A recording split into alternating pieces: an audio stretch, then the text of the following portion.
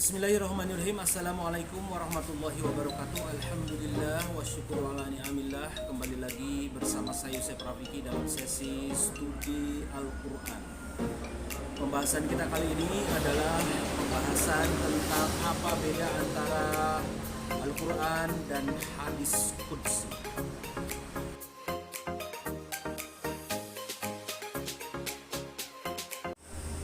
Baik sobat-sobat sekalian, untuk pemaknaan Al-Quran sudah saya kupas beberapa pertemuan berikutnya dalam beberapa seri, dari mulai seri yang pertama, kedua, ketiga sampai yang keempat, dan sekarang membahas tentang hadis qudsinya. Hanya saya tidak akan membahas tentang hadisnya, tetapi apa itu hadis qudsi dibandingkan atau disandingkan dengan ayat-ayat Al-Quran. Sobat-sobat sekalian, hadis qudsi atau qudsi itu secara etimologis dinisbahkan kepada kata al-quds. Nisbah ini mengesankan suatu rasa yang penuh dengan kehormatan, karena kata itu sendiri menunjukkan pada kebersihan atau kesucian, tathir, mutohar, muqaddas yang sudah saya sebutkan beberapa pertemuan sebelumnya. Dengan demikian, hadis qudsi itu adalah sebuah hadis yang memang bermakna suci. Suci dalam arti bukan hadisnya yang suci, tetapi karena dia berasal dari Allah Subhanahu wa taala atau disandarkan kepada Allah Subhanahu wa taala. Maksudnya adalah Nabi meriwayatkannya bahwa itu adalah kalamullah. Dengan demikian, sebagai sebuah hadis, maka Rasulullah bertindak sebagai rawi dari kalam Allah itu. Dan lafalnya itu adalah dari Nabi sendiri.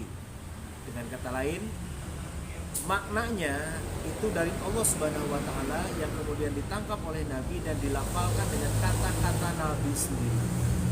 Nah, itulah secara garis besar pengertian dari hadis qudsi. Salah satu contoh dari hadis qudsi adalah hadis berikut ini. An Abi Hurairah radhiyallahu anhu an Rasulillah sallallahu alaihi wasallam fi ma yarwihi an rabbih azza wa jalla. Yadullahi mala'un la yaghiduha nafaqah saha'ul lail wan nahar. Akhrajahu al-Bukhari. Artinya kurang lebih, dari Abu Hurairah radhiyallahu anhu dari Rasulullah SAW sebagaimana yang diriwayatkannya dari Allah Subhanahu wa taala, dari Tuhan Azza wa Jalla yang maha tinggi dan maha luhur. Teksnya adalah yadullahi mala'un. Tangan Allah itu penuh. La yaghiduha, yang tidak dikurangi, nafaqatun, nafkah. Saha'ul lail wan nahar, baik di waktu malam maupun di waktu siang. Nah, hadis tersebut ada satu frasa yang berbunyi fima yarwihi an rabbih azza wa jalla, sebagaimana yang diriwayatkannya dari Tuhannya yang maha tinggi dan maha luhur. Artinya Rasulullah sebagai perawi yang pertama, lalu Allah Subhanahu wa taala sebagai pemilik kalamnya atau pemilik teksnya. Dengan demikian, Rasulullah meriwayatkan langsung dari Allah Subhanahu wa taala, lalu diterima oleh Abu Hurairah. Nah, ini salah satu contoh dari hadis qudsi. Ada beberapa hadis yang menunjukkan bahwa itu adalah hadis qudsi. Apa perbedaan antara hadis qudsi dengan Al-Quran atau antara Al-Quran dengan hadis qudsi? Mana Khalil Qattan mencatat bahwa perbedaan antara Al-Quran dengan hadis qudsi itu yang pertama adalah bahwa Al-Quranul Karim itu adalah kalam Allah yang diwahyukan kepada Rasulullah SAW dengan lafalnya. Dan dengan itu pula orang ditantang untuk membuat 10 surat atau bahkan 1 surat saja. Tetapi tidak ada yang mampu membuat seperti Al-Quran. Dengan demikian, Al-Quran adalah mengandung mukjizat yang melemahkan orang lain yang menantang, dan ini berlaku hingga hari kiamat. Sementara hadis qudsi tidak dibuat untuk menantang, dan tidak dimaksudkan sebagai sebuah mukjizat Nabi.